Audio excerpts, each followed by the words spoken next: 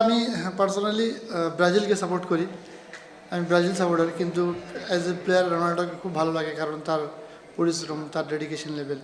তো চেষ্টা করি ওখান থেকে এগুলো নেওয়া, তখন এখান থেকেই আমার এই সেলিব্রেশনটা আর কি। রোনালদো তো ওয়ার্ল্ড কাপ, সরি, রোনালদো তো ওয়ার্ল্ড কাপ, পর্তুগালে তো ওয়ার্ল্ড কাপ, মেসির আছে, আর্জেন্টিনার আছে, ওইদিকে ফোকাস থাকে।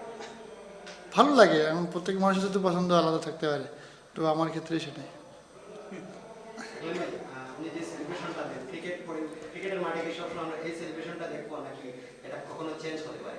না, আমি সবসময় চেষ্টা করবো ইনশাল্লাহ এই সেলিব্রেশনটা করে, যেহেতু আমাকে খুব ভালো লাগে পার্সোনালি ওকে। তো আমি চেষ্টা করবো আল্লাহ পাক সুস্থ রাখলে ইনশাল্লাহ। তবে সৈয়দপুর থেকে ইদানিং থেকে অনেক পেসার উঠে আসতেছে, মৌসুম আছে, আপনি আছেন, তারপর রবি ভাই আছে।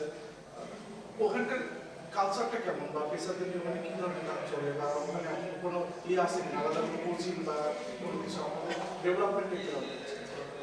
ওইখান থেকে আসলে এখানে আমাদের যেগুলো সিনিয়র বড় বাইরে ছিল, তো ওনারাও পেস বোলিং করতো, ওনার থেকে আমার ইন্সপায়ার্ড হয় আর কি। আমরা যেমন ক্রিকেটে আসি তখন জিজ্ঞাসা করা হয় একাডেমিতে ফার্স্ট টাইম তুমি কি, আমি তখন বলছিলাম যে আমি পেস বোলিং করি। তো এখান থেকেই সবাই আর কি এভাবে করেই আগাচ্ছে সামনের দিকে। টেস্ট থেকে